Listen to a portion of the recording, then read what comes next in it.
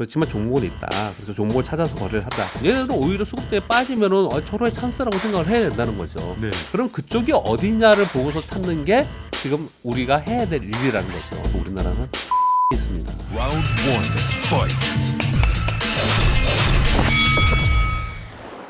안녕하세요. 박종훈의 경제한방 박병창 교보증권 부장님을 모시고 2부 순서를 지금 진행할까 하는데요. 지금 우리 시장을 보면 경제 상황이 일부에서 말씀하신 것처럼 여러 가지 조건들이 바뀌었으니까 네. 이제 올해 잘 나갈 종목, 주도할 종목들은 좀 다른 특성을 갖고 있을 것 같은데 어떤 부분을 좀 봐야 될까요? 일단 두 가지 측면을 말씀드릴게요. 시장이 아무리 약세여도 소위 그 템베어라고 하는 그런 템베거. 종목들은 항상 있었습니다. 항상 있었어요. 그러면 올해는 없느냐? 올해도 있을 거란 말이에요. 그럼 우리 주식 투자자 입장에서는 그것을 찾아야 되는 그런 어떤 우리 노력이 있어야 되는 거고요. 그리고 또 한 가지는 시장이 아예 종목도 없는 시장, 그런 시장이냐 아니냐를 이제 우리가 시황 판단을 해야 되는데 종목은 있는 시장일 것이라는 거예요. 이제 왜냐하면 그래서 제가 박스권을 자꾸 얘기를 하는 거거든요. 전부 다 만약에요, 시장이 지금 2,830포인트 막 이렇게 움직이는데 이게 일시적으로 확 빠져갖고 2,600 갔다고 쳐요. 그러면 거기 계속 있을까요?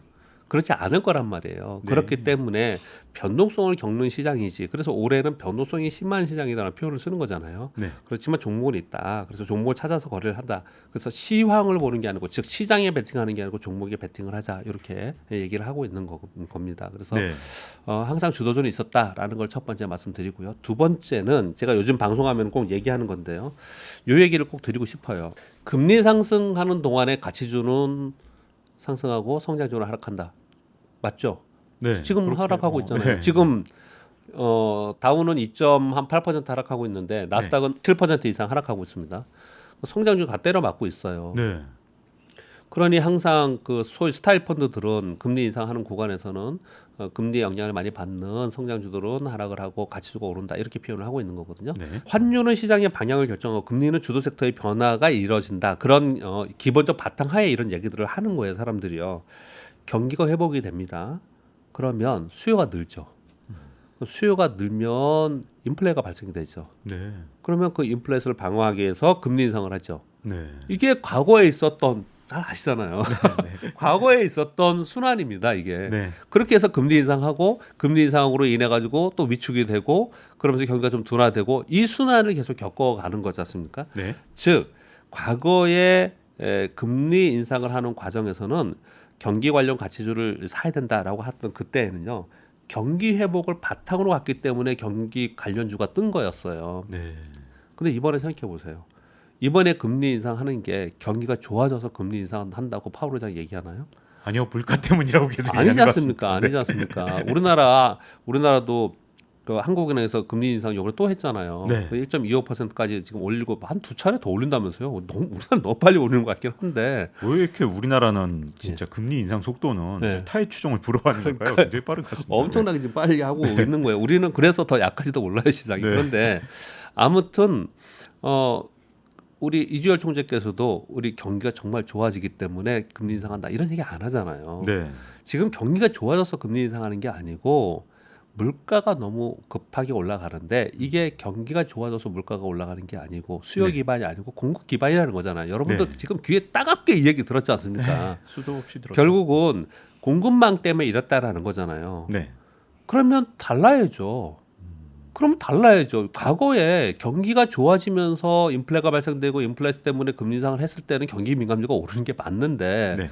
지금은 그게 아니고 수요단이 아니고 공급단 때문에 인플레이션이 발생되고 이것으로 문제가 돼서 경기를 둔화되는데 금리 인상하는 거니까 과거하고 똑같이 수사하면 안 되는 거 아닙니까? 네. 저는 그 부분을 꼭 짚고 싶어요. 네. 이 부분 때문에 먼저 말씀을 좀 드리는 건데요. 그러면은 성장주 막 팔 게 아니라 가치주를 막 살 게 아니라 그러면은 성장주가 뭐 과거에 2015년 16년도에 실제로 그 나스닥이 더 많이 하락했지만 끝나고 나서 오를 때 전부 신고하면서 올라갔거든요. 왜 올라갔냐? 이익이 기반됐기 때문에 그렇거든요. 네. 이런 얘기를 하면은 그래 성장주 좋다고 뭐 하니까 흔들리지 말고 형제 가져가야겠다 생각했는데 성장주는 맨날 빠지고 가치주는 잘 버티고 이러면 뭐야 또 마마 욕하실 거예요 저를요. 네. 지금 당장은 눈에 띄는 건 그렇죠. 당장의 구간에서는 그렇습니다. 네. 당장의 구간에서는 그렇게 수급적 요인 때문에 그럴 수가 있어요. 그런데 조금 더 길게 봤을 때 그런 구간으로 가야 되느냐를 짚고 넘어가야 된다는 거죠. 네. 사실 보면은 이 수요단이 늘어나는 게 아니고 공급단이 늘어나가지고 경기가 둔화되는데 이렇게 물가가 오르고 물가를 잡아내지 못하면 스태그플레이션이 되고 이런 것들 때문에 발생이 된 거니 네. 결국은 물가가 꺾이기 시작하면은 네.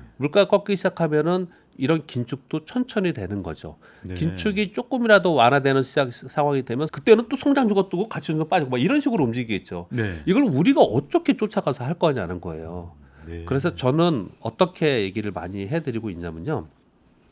성장주를 구분하자. 네. 과거의 잣대로 하지 말고 성장주를 구분하자. 어떻게 구분하냐면 성장주에 드림만 있는 성장주가 있어요. 네. 드림만 있는 성장주들 있잖아요. 실적이 없는 성장주들이 있지 네. 않습니까? 못 내는. 그 대표적인 게 바이오인 거고 다 박살 나잖아요 지금요. 금리 오른다고 하니까. 바이오는 진짜 엄청 떨어지더라고요. 네. 그 대표적으로 바이오인 거고요. 뭐 예를 들어서 게임은 그래도 실적이 좀 있어요. 그런데 NFT 한다고 막 하면서 뭐 메타버스 한다 그러면서 됐던 데 있잖아요. 얘네들은 이익이 안 따라오고 있거든요 지금요. 아주 그렇죠. 미래 얘기잖아요. 네.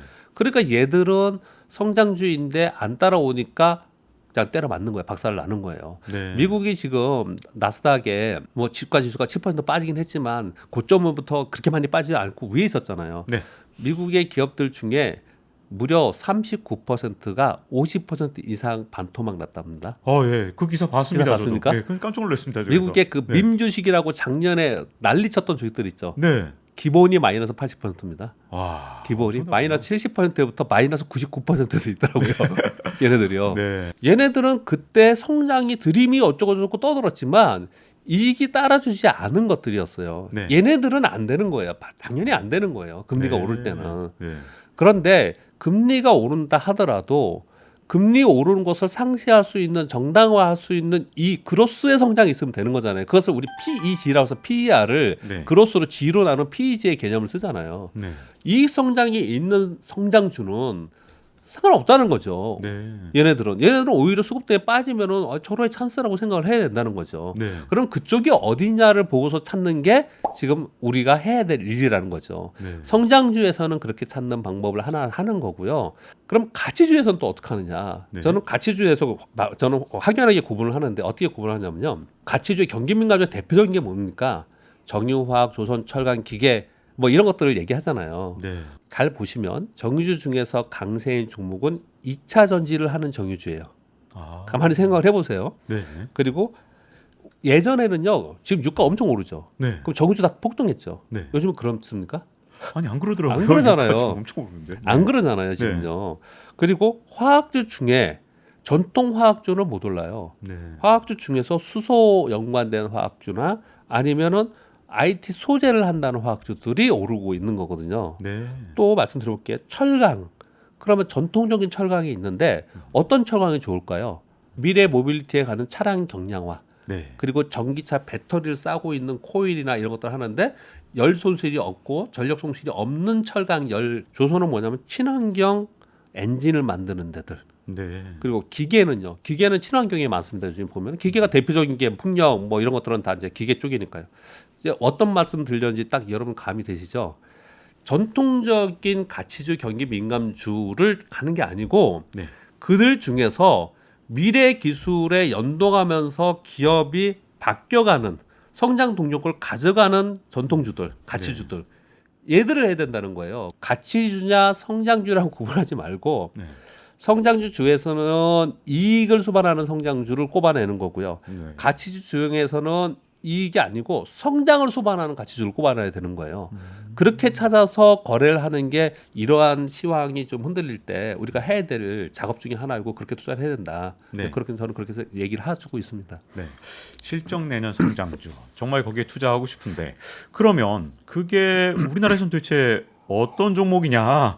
그럼 반도체인가요? 뭐 이런 질문들을 아마 많은 분들이 하실 것 네네네. 같은데요. 어떤 부분일까요? 가장 저평가 군명이라고 소위 말하는 옛날 얘기하는 지금 누가 PER, PBR 얘기합니까? 뭐 얘기도 안 하지만 요즘 안 하죠. 아무튼 네. 그걸로 가장 저평가 됐다는 거는 뭐 금융주 얘기하고 네. 그리고 자동차 부품 얘기하고 이런 것들 얘기를 많이 하거든요. 네. 그런데 은행이나 증권회사들이 엄청나게 돈을 많이 벌었잖아요. 네. 근데 주가는 그렇게 많이 못 가지 않습니까? 네. 이거 왜냐하면 그 이익 성장을 계속해서 수반한다라고 믿지 않기 때문에 그러는 거예요. 투자자들이요.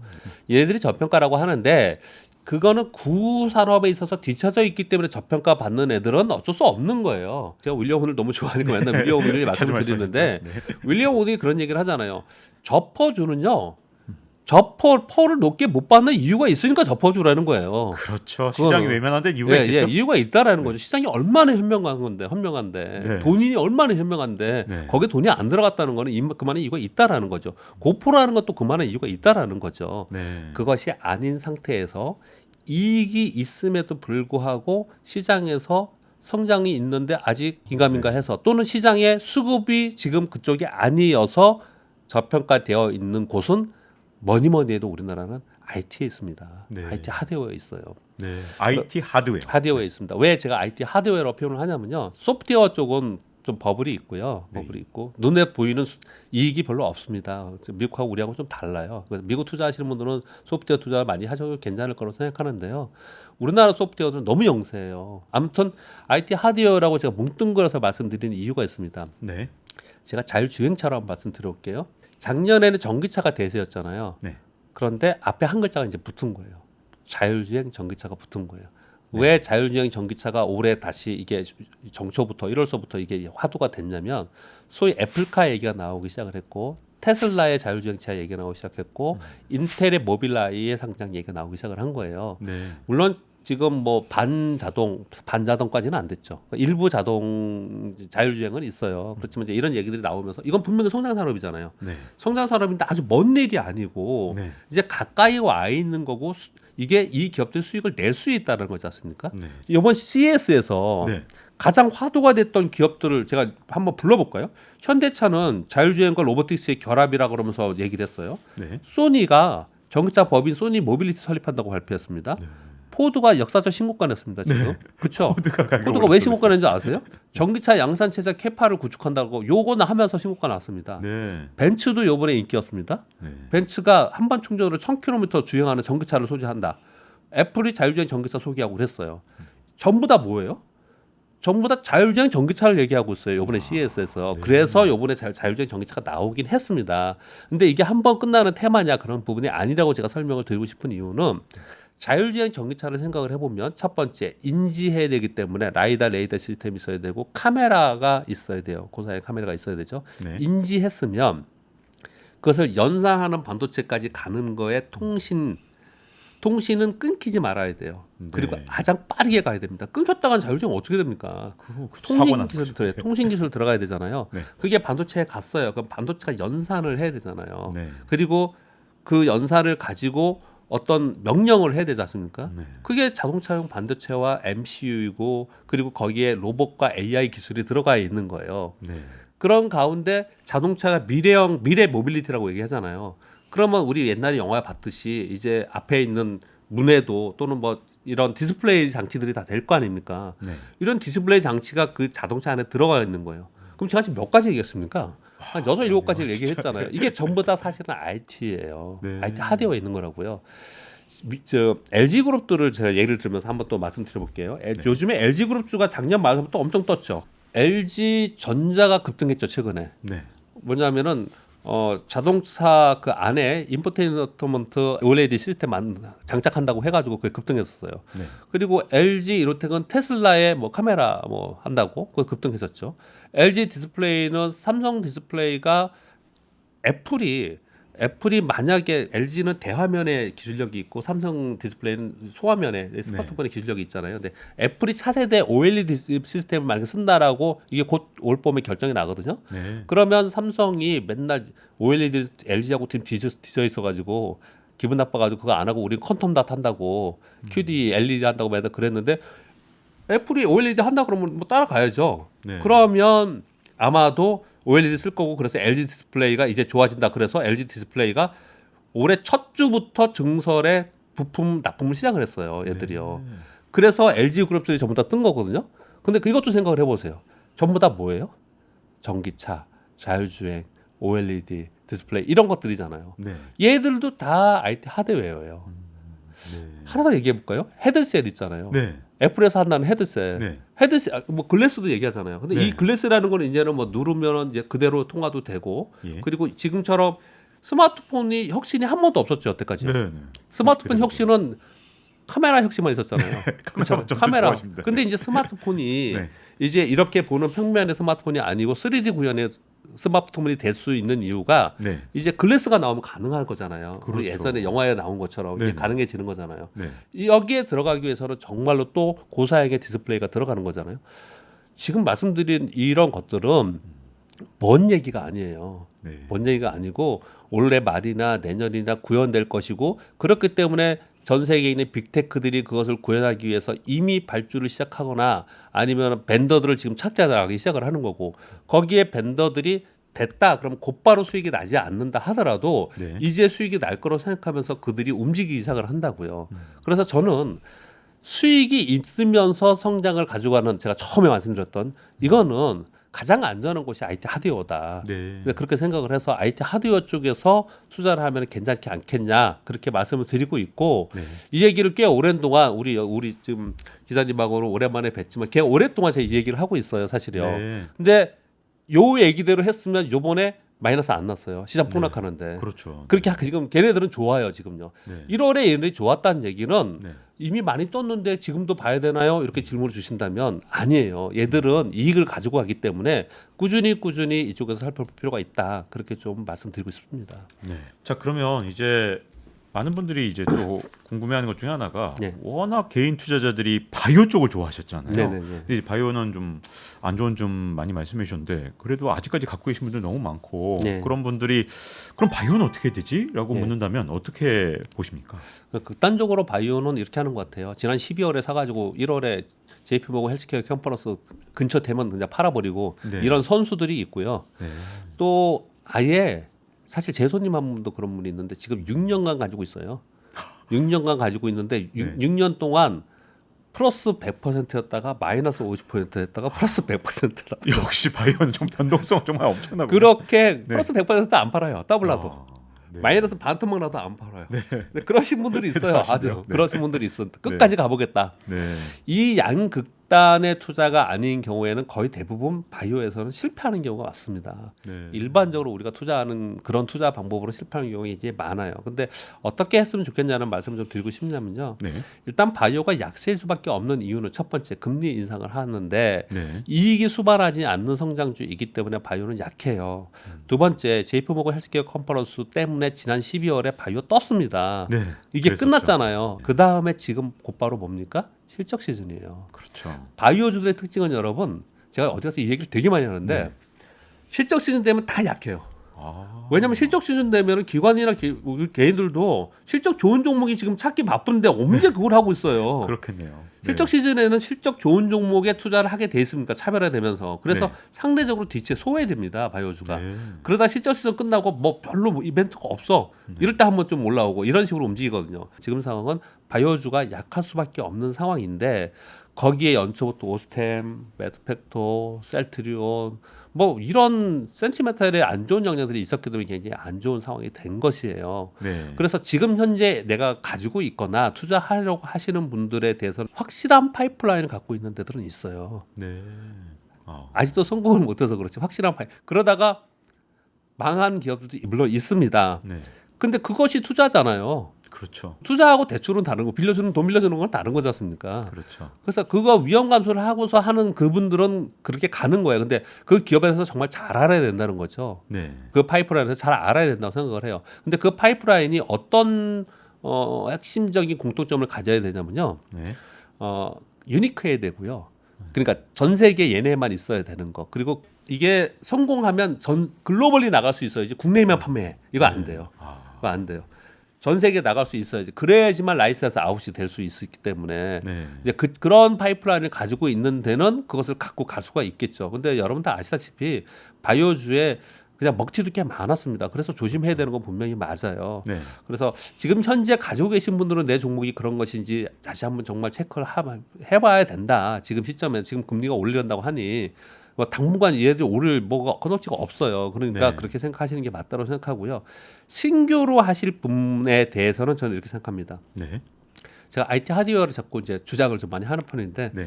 근데 사실 이런 것도 있어요. 그쪽이 지금 제일 수익은 나면서 저평가라고 저는 생각을 하기 때문에 그러는 건데요. 바이오 플러스 IT가 결합된 애들이 있어요. 아, 네. 결합된 애들. 네. 얘네들은 성장 기업들이에요. 제가 이 얘기하면 맨날 그 얘기하더라고요. 원격 의료 얘기하더라고요. 우리나라 원격 의료는 규제 지금 대상이잖아요. 그래서 네. 쉽지 않을 거예요. 이거는 언제 될지 규제 때문에 언제 될지는 모르겠지만 네. 너무 그것만 생각하지 마시고 바이오 의사들이 했던 의료 행위 또는 어떤 신약 개발을 하기 위한 실험의 행위 네. 이런 행위들이 빅데이터를 계속 쌓아놓은 기업들이 있어요. 이 빅데이터를 AI화 해서 인공지능화 알고리즘화 해서 최적화되는 어떤 의료 행위와 최적화된 연구 개발이 나오게 하는 기업들이 전 세계적으로 보면 굉장히 주가도 높고 시총도 높아요. 네. 근데 이런 기업들 그렇게 훌륭한 기업들이 우리나라에 있나요? 있습니다. 네. 빛을 못 봐서 그렇지 그런 기업들이 많아요. 그러니까 이것도 똑같이 이렇게 하세요. 그런 기업들이 분명히 있어요. 지금 현재 있고 또 주가가 많이 오른 것도 있고 못 오른 것도 있고 하거든요. 네. 그런 공부를 좀 그런 쪽으로 보셔야 된다고 생각을 하고 덧붙여서 마지막으로 이 부분에서 말씀을 드리면 종근당, 한미약품, 녹십자 이런 주식을 많이 이렇게 갖고 계신다. 대표적인 제약주인데 주가 엄청나게 빠졌습니다. 정말 종근당, 네. 뭐 녹십자 뭐 어떻게 실적이 나쁘지도 않아요. 네. 저건 어마어마하게 빠졌어요.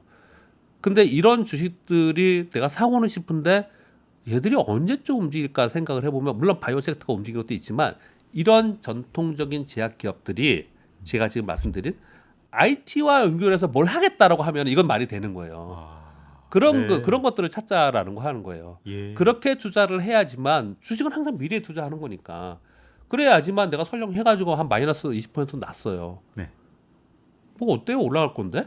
이럴 수 있는 거예요. 자기가 네. 생각을 할 수 있는 거라고요. 그래서 미래의 성장을 가져가는 IT의 신기술과 연결된 산업을 계속해서 보자. 바이오 쪽에서 그렇게 보자. 네. 그렇게 좀 말씀드리고 싶습니다. 다양한 종목들의 미래에 대해서 한번 조망을 해본 것 같고요.